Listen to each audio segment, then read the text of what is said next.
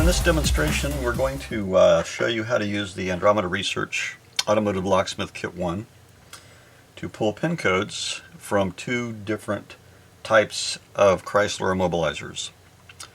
The SKIM, which is the security key immobilizer module, and the SKREEM, which is the security key remote entry module. And we're going to show you how to use the not just the software to do that, but also the librarian and some additional files which will provide you with information and assistance as we proceed. So the first module that we have here is the SKIM. It's out of a Chrysler 300M. I believe the year is 1999. So yeah, it's relatively old, but you know what you encounter when you're in the field. You may have a customer that has one of these. So this is how you extract the pin. So the first thing to do is you open the module, and we've already made this one easy to open. So you're going to take off the cover, and the circuit assembly, the double eeprom, which is a 24LCO2, is on the other side. So in order to get to it, you're going to have to unsolder a couple of points. One is here, and the other is here. If you don't do that, then the connection to the antenna ring will not allow you to remove the circuit assembly and access the double eeprom. So once those are unsoldered, you just pull the circuit assembly out of the case. I'll do this as gently as possible. We'll set the case aside and flip it over, and your double eeprom is right here. And give me a moment, I'll zoom in and we'll get a closer look at it. Okay, here's the double eeprom again. It's right here, and you'll notice that it has a little dimple on this corner that indicates pin number 1. So when we access the double eeprom data, you'll know how to orient either your clip or, in the case of this demonstration, I'm going to use the AccuTouch probe because it's easier to connect. And although this part appears to have already been cleaned, those of you who use the clip know the clip works, but the clip can also be frustrating because it doesn't always just snap right onto the part and clutch it like it's supposed to. And at that point, I'll give you a little hint. If you want to maximize the life of your clip and increase the opportunity for you to make good connections, one issue that prevents the clip from attaching to the part is the humidity sealant that they put on these to keep them from corroding gets in between the legs of the part. Okay, so when the humidity sealant is in between the legs of the part, there are little plastic separators on the clip that are supposed to go in between those legs. And if the humidity sealant blocks those plastic separators from going in between the legs, then the clip will pop off. Put the clip on and it pops off. Put the clip on and it pops off. So one way to decrease your frustration and 2, lengthen the life of your clip is to take a dental pick and pick in between the legs so that those little plastic separators can go, and they basically will clutch the chip, and you get a good contact, and you'll be less frustrated. So that's just something that we found to be true, and you might find that information useful. Okay, the next step we're going to do is we're going to go ahead and start the Andromeda Research software and attach the AccuTouch probe to the in-circuit adapter, and we'll show you how that procedure is used. Okay, here's the AR32A programming unit. It's connected to our demonstration computer, which in this case is we have a CF31 that we're using, and it's powered on, and it has the in-circuit adapter inserted into the socket on the programming unit. And we're going to go ahead now and start the software, and show you how the software tells you to set up the switches on the in-circuit adapter in the programming unit. So we'll switch over to the display. We'll go and double click the eeprom plus icon, which is how you start our software, and it'll start. And this is a 24 LCO2, but I'm going to show you something. I'm going to purposely pick the wrong component. Okay, I'm going to pick a 93C56. Press enter. Okay, now I've selected the wrong part. The reason I've selected the wrong part is I want to show you how one of the features of the Locksmith librarian entry, we have some files that are called AR setup files. And AR setup files allow you to have information presented to you which will assist you in setting up the adapter, choosing the right part, and more. So the way that we're going to access the AR setup files is to we're going to clear the information display. I did that by pressing spacebar or any key. And then we're going to move to the Locksmith librarian, which is Locksmith, so I press P for path, which allows me to access the different directories on the hard drive. So we're going to go to Locksmith, and at this point, let me just point something out to you. The current path is the path where we're working. Okay, that means this is where our system is pointing, and right now it's pointing at eeprom, which is not where we want to work. We want to work in Locksmith, even though we've selected it, highlighted it up here. That's where we're not pointing there yet. Okay, if I press the enter key, we'll automatically switch to the Locksmith directory.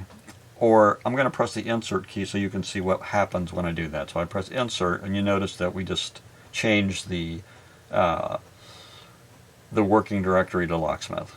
Okay, you can either press the insert and see it change here, or you can just hit enter and it'll pick the highlighted directory off from the top pane and go back to the main command list. Okay, so now we're pointing at Locksmith. We're going to enter the librarian by pressing L. The librarian is right here, L, system librarian. So press L, and now we've entered the librarian Locksmith directory, and you'll notice the files here, the entries here, AR setup 1, AR setup 2, AR setup 3. Whichever one is highlighted is going to, its contents is going to appear down here in the lower pane. Okay, so I've selected AR setup 1. We're dealing with a Chrysler. These are organized by vehicle, alphabetically by vehicle manufacturer. So in this particular AR setup file entry, we're going to have Audi, or Acura, Audi, BMW, Chrysler, Dodge, and so forth.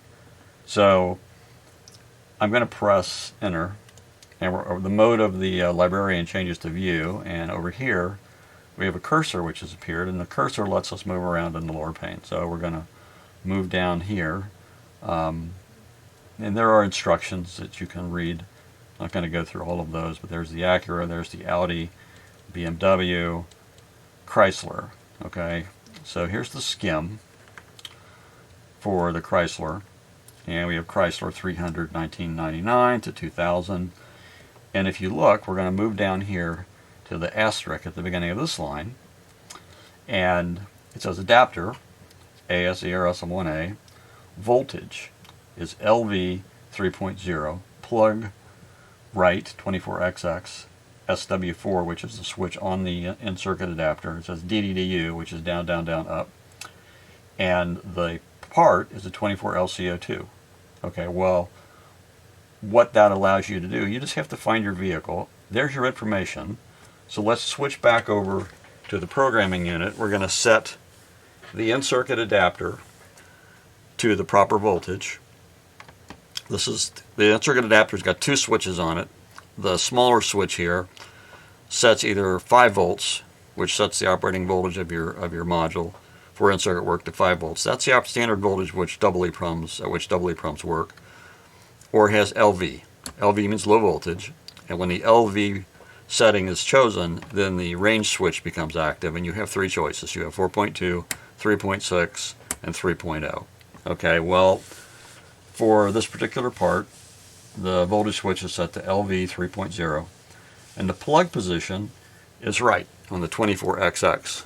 Okay, well, going to take the Accutouch probe, which is here. Alright, the Accutouch probe, all of our connection options have a black plug, brown wire, which always goes on the right hand side, and I'm going to attach the Accutouch probe to the 24XX header, and now we're ready to move on and connect to the double eeprom on the part.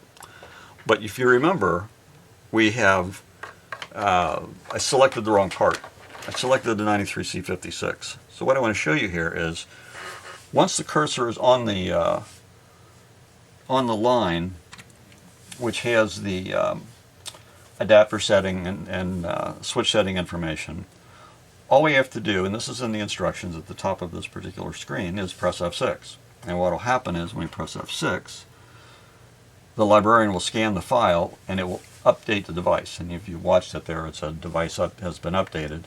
So when we leave the librarian now and go back to the main command list, if you look at up here, the device is now the 24LCO2. Okay, so we automatically selected the right device. So when we access the data in the immobilizer, we've already chosen the proper part. Okay, so now we have the immobilizer and we're ready to attach the Accutouch probe. I want to show you something about the Accutouch probe. If you look at the Accutouch probe here, there's a red mark right here which indicates pin 1 on the Accutouch probe. So that means that we have to orient the red mark so that in this case it's in this direction toward pin 1 on the part. So I'm going to go ahead and put the probe over the top of the part. Probably can't see this too well because of my fingers are in the way, but I'm just putting it over the top of the part and I'm pressing it down. Alright, now I'm going to switch back to the computer display. I'm going to go to the buffer editor, which is command 5, and we have a command in the buffer editor called get valid data, and get valid data does just that. It reads the contents from the part, compares it to itself. Basically, it reads it once, it reads it again, and if the two reads match, then the system will respond with part and buffer match. So let's press G and see if that works. Okay, in green in the lower right hand corner you see part and buffer match. So this is the data that was in the 24LCO2 in the SKIM module. Alright, so what are we going to do? The next step is to locate the pin. Okay, so how do we know where to look for the pin? Well, once again, we're going to use the Locksmith librarian entry, and I'll show you how to use that in order to locate the information which points to the pin. So we're going to go back to the librarian, and in the upper pane, you'll notice over here there is an entry called SKIM EX. All right, any entry in our librarian that has an EX, meaning an underscore EX. EX means example. All right, so for the SKIM module, this example will give you the information which explains where the pin numbers are located. Now, the pin numbers for a SKIM are encrypted, and what that means is the actual bytes that have the values don't reflect the actual pin number. Okay, so the first thing we have to do is we have to find the actual addresses or locations where the encrypted pin bytes are located. Alright, well, how do we do that? Well, we're going to switch out of browse mode here. We're going to go down to view, and again there's our pointer cursor, which is over here, and I'm just going to point this out to you and I'll read it. Okay, the pin is located at addresses 07 and 08 and is stored as 2 encrypted hex values. The encrypted values must be translated using the Chrysler hex to pin conversion table, which is located in the librarian. Okay, so what I'm going to do now is we're going to switch back to the buffer editor. This ED is address 50 on this line. All right, so we know that we're looking for the pin number at address 7 and 8. So this is address 0, 1, 2, 3, 4, 5, 6, 7, and 8. Okay, so at this point you can either write them down or memorize them or whatever you choose to do, but there's an easier way to find the pins. The buffer editor has a command called modify, and the modify command lets you do just that. It lets you go in and modify the data that's in the buffer, but it can also serve as a very convenient pointer.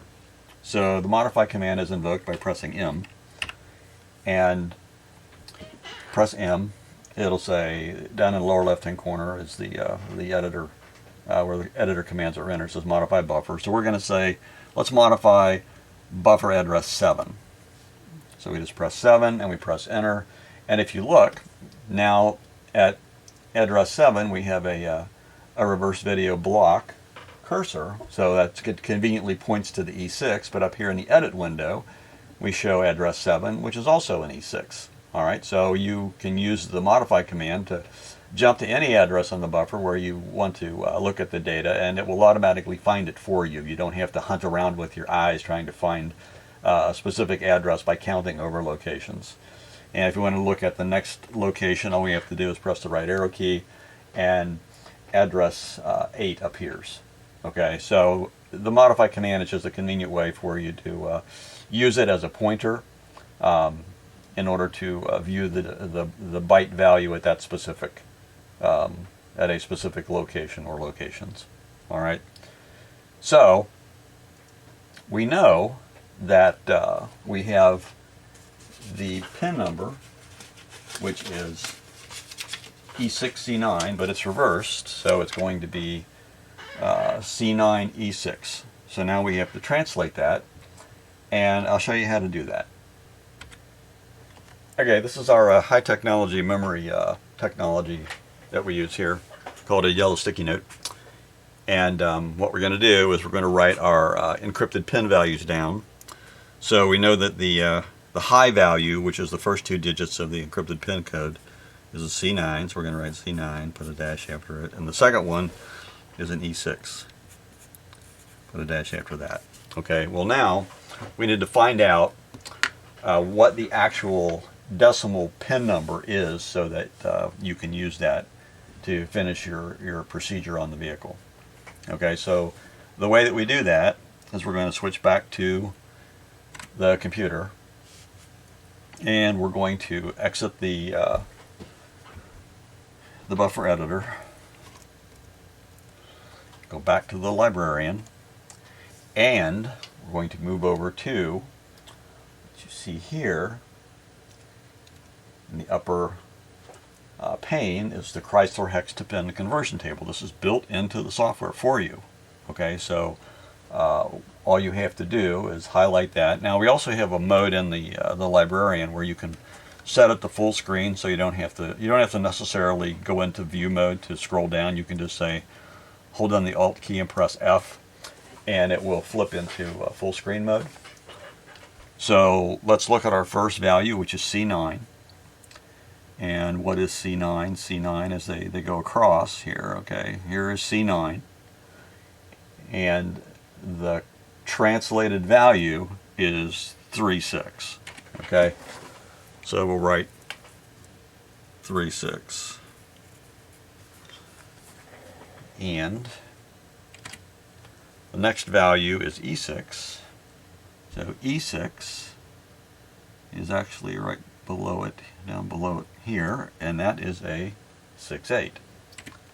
So we'll write 6-8. I know this may be a little juvenile for you, but just to make the point. So what is our hex? What is our actual pin code, decimal pin code? The pin code is 3668.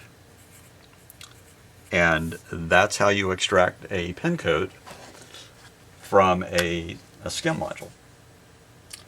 So the next thing that we're going to do, extract the pin code from a SKREEM. So give me a moment and we'll get that set up and show you how to do that. Alright, so here's our SKREEM module. And what we're going to do is extract the pin code.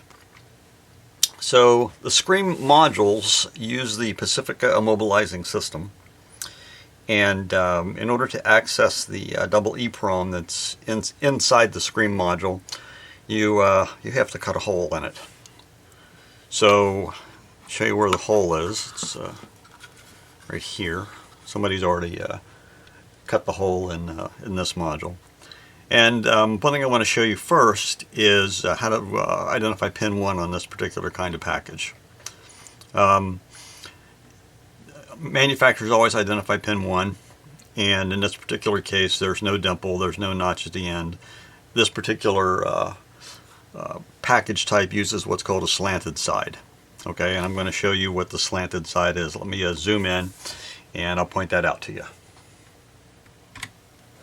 Okay, if you look at the package, you'll notice that the double eeprom, in this case it's a 95040, has pins that exit on this side of the package, and if you look carefully at the edge of the package, you'll notice that it has a slight slant right before the edge of the pins.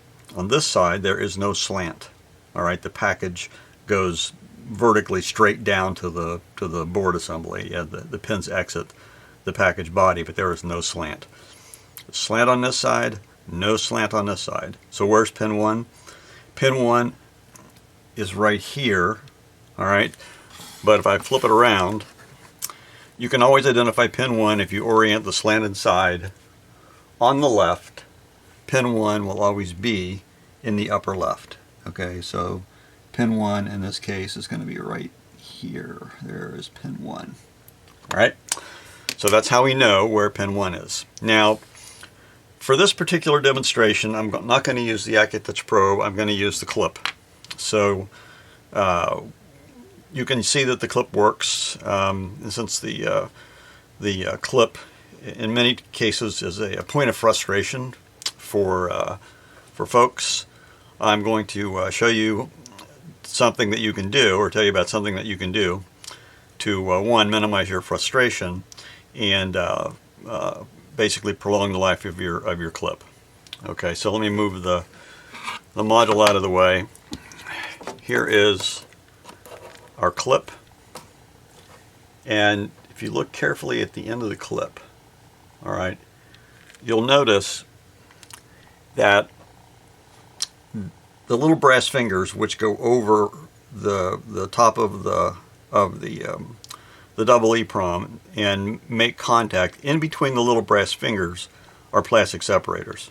Okay, and the plastic separators, if you were to look carefully at each one, you would see that it had a bit of a curve on the end. Okay, and the purpose of the curve is when you attach the clip to the part, the plastic separators are supposed to go in between the legs of the double eeprom, and the plastic separators then go underneath the body of the part. All right, and that's what holds the clip in place. Basically, it allows the chip to, when it closes, the plastic separators go underneath the part, and the brass fingers come in and make contact on the pins, and the clip will remain in place. All right, well, if over time you do not clear the humidity sealant from in between the legs of the part, the humidity sealant doesn't allow the plastic separators to go underneath the package, and that keeps the clip from closing, and it can also keep the brass fingers from making contact, but it will cause the clip to pop off because the plastic separators cannot get in between the legs and underneath the package in order to clutch the part. Okay, so the first thing that you want to do is, after you have used some kind of a solvent to clean the pin so that you get a good electrical contact, is you want to get your dental pick and pick any remaining humidity sealant out from between the pins of the part, and get as deep a space underneath the body of the part and around the top of the part as you can, so that when you attach the clip, the plastic separators have a path, so they have a place to go. So they will go underneath the body of the part, and when you release the clip will stay on the part. Now over time, the plastic separators, they do wear. The edges which go underneath the body of the part become kind of rounded, and then yeah, it's will be easier for it to pop off. But if you do that, you'll lengthen the life of your clip, you will reduce your frustration, and it's just a way to, if you reach a point where you're holding the clip on, then the clip itself is kind of, it needs to be replaced at that point. So that's a hint as to how you can minimize your frustration, maximize the life of your clip, and you know, hopefully you find that helpful. Okay, well, let's put this clip on the SKREEM. Here's the SKREEM module. The clip has a there's a red dot right here indicating pin 1. So we're going to put the clip over the top of the part, and I'm going to let go of it. And there you can see that the clip does grip the part the way that it's supposed to. Tell you what, I'm going to try. I don't think I've got this perfectly lined up. There we go. So we are now ready to go ahead and access the double eeprom in the SKREEM module and find the pin number. Okay, well, the next thing I'm going to do is show you how our software will guide you through setting up the programmer and the adapter and settings and those things in order for you to have a successful read. So let me do that by starting our software.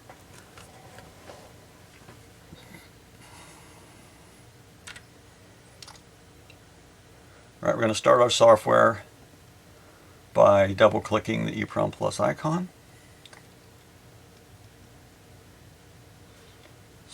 Okay, here we are at the device selection table. I'm going to enter the part number, but I'm going to choose the wrong part number. I'm going to enter the 24LC02, press enter, which was the part that was used in the SKIM in the previous demo. The reason I'm going to do that is I'm going to use a feature in the Locksmith librarian called an AR setup file, and the AR setup file is going to be used to guide us through the settings on the in-circuit adapter, and also it's going to choose the proper part for us. Okay, so there's the settings for the 24LC02, which are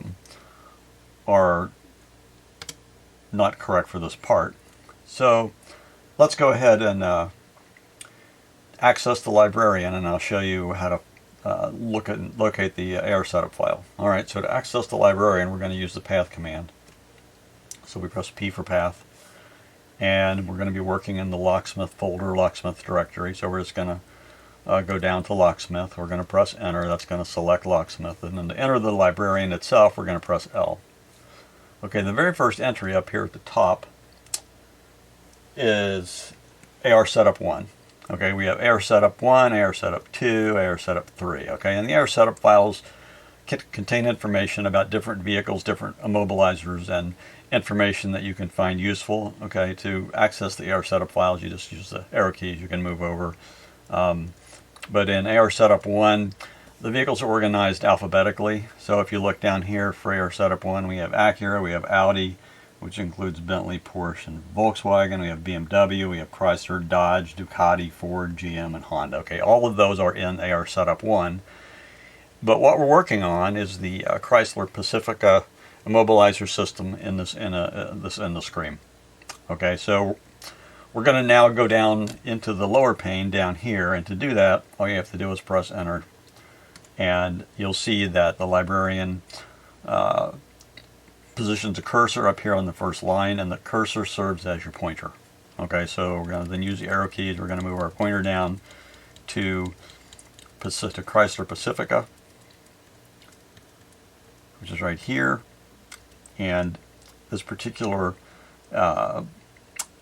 immobilizer has the 95040. Anyway, there's a line here with an asterisk where it says adapter and part, equals 95040, A0 SM1A is the adapter. The voltage now, where for the SKIM it was LV 3.0, now it's LV 4.2. Okay, so it tells you how to set the voltage. It tells you the plug position, which is center, and the 25XX header. And there's the part number on the screen. Okay, so what's going to happen is when we press F6, the librarian is going to scan this line. It's going to set the part number for us so that it's correct. And then it will exit back into browse mode. Okay, so this will pick the correct part number for you, and you execute the data on that line by pressing F6. But what I want to do first is I want to show you something else that's built into the librarian, which will give you some additional guidance if you choose to do it. All right, I'm going to press escape and get out of view mode, go back to browse. And if you look in the upper pane, I'm going to position the selector over Pacifica. All right, now what this is, the Pacifica entry describes how the Pacifica immobilizing system works. It describes how to locate the PIN number, and it basically describes the things that I'm going to show you when we pull the pin or read the pin. But this is here for your information, and I want to show you something else. Let's go back down into the lower pane, and I'm going to, here are the steps, 1, 2, 3, in order to locate the pin. But if you get down here, you'll see that it says on this line, perform a pin exercise. Try it yourself. Follow the instructions below. Okay. Basically what this does, we've provided a file which was read from a SKREEM that has a pin located in it, and we allow you to perform the actual procedure on that file without having a physical SKREEM module. Okay. One of the things that we emphasize in our business is education. We want you to know how things work. We want you to have every opportunity to try things out. So for that reason, we provide this this Pacifica exercise, and this just gives you an opportunity to try before you have to actually work directly with a SKREEM. So I just wanted to point that out to you so you would see that that's available. All right, let's get back up to our setup, and we're going to have it select the part number. All right, I'm going to show you how that works. I'm going to go down to where we were before, which is down here under Chrysler, and we know that the part in this SKREEM is a 95040, so we're going to execute the data on this line by pressing F6, and you'll see the librarian responds with device type updated.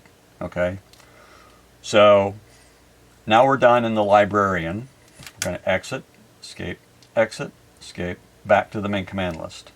Okay, now the next thing I'm going to do is we're going to attach the clip plug to the in-circuit adapter.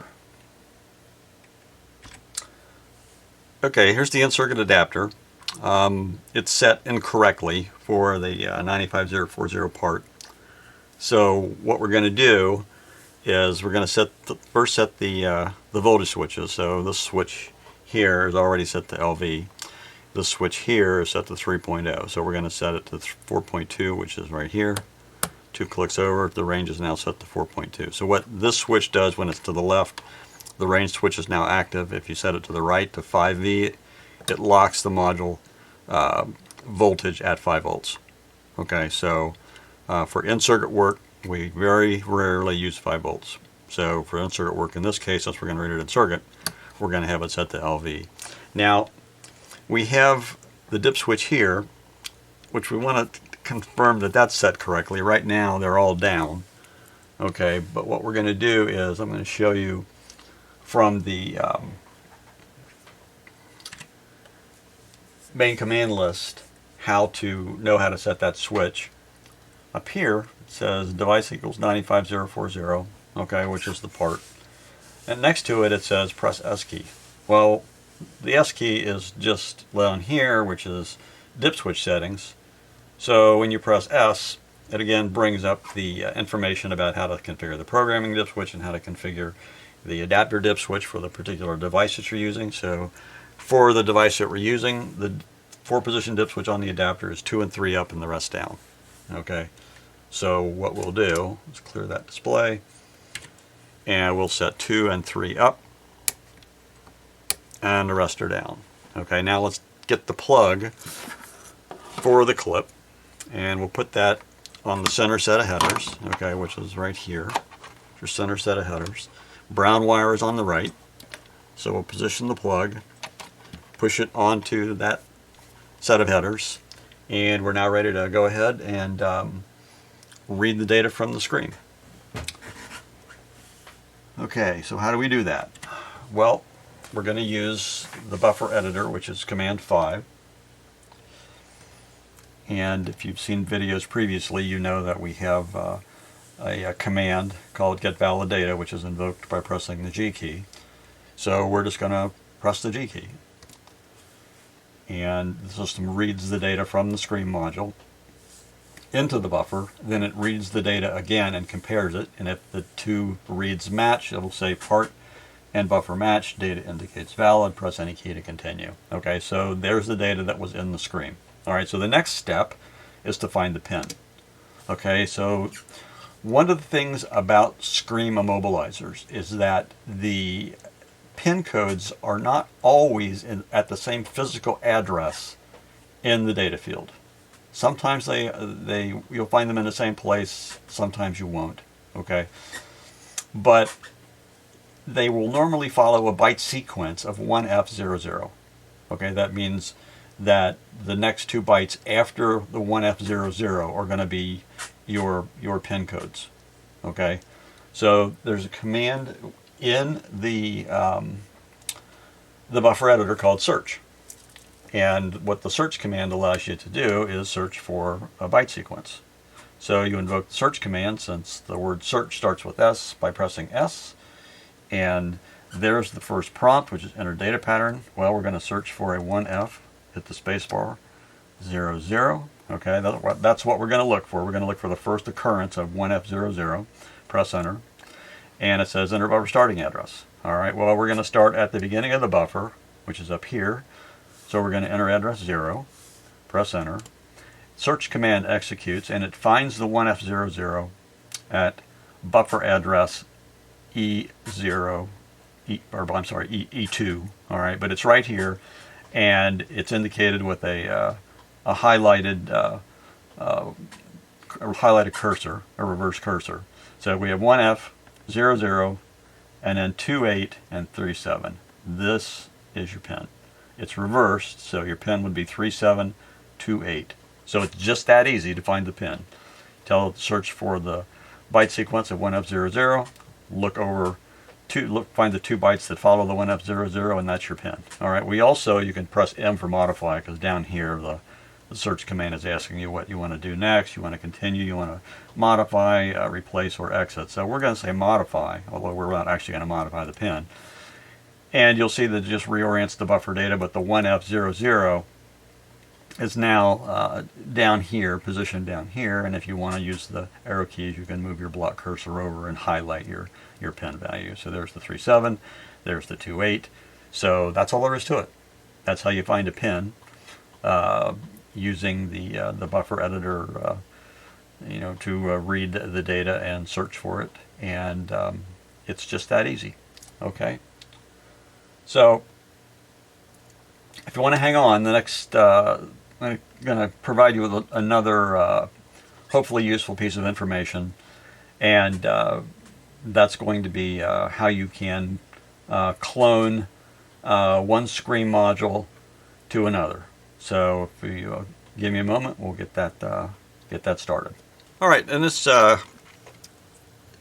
procedure, I'm going to create a scenario where an automotive locksmith has been called to a customer's vehicle, which has been broken into, and the car thief didn't realize it was an immobilizer-based vehicle, so he proceeded to attack the steering column and the ignition switch and the surrounding key coil with a tool of some type, resulting in damage.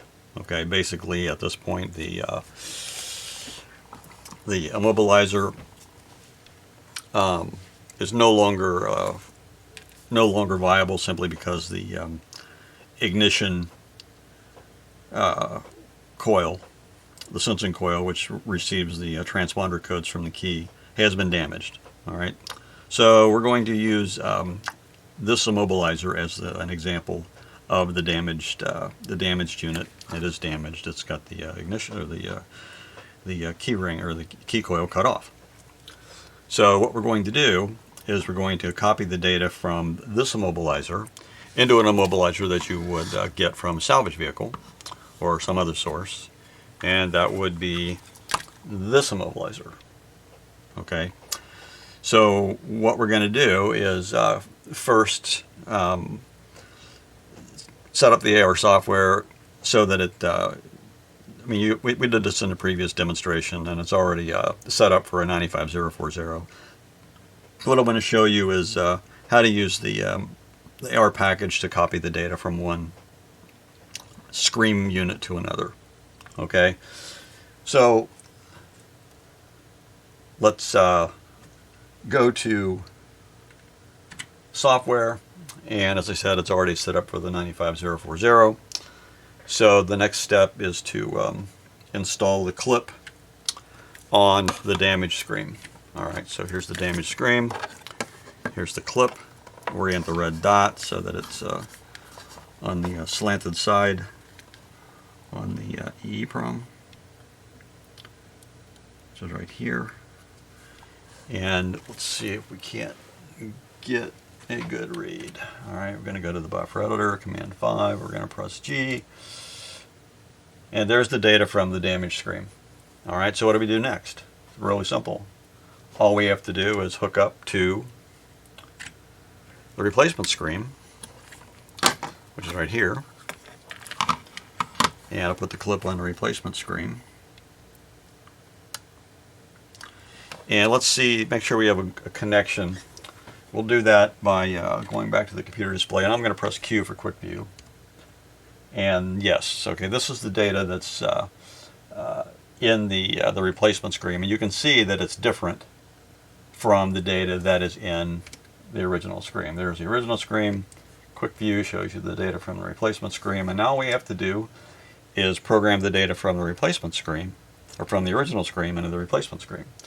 And the data from the original SKREEM is in the buffer, so we're going to use Command 2. Command 2 from the main command list is right here, which is program the device from buffer, but these are also, these commands like 2, 3, and 8 are also available in the buffer editor, so you don't have to flip back to the main command list to do them.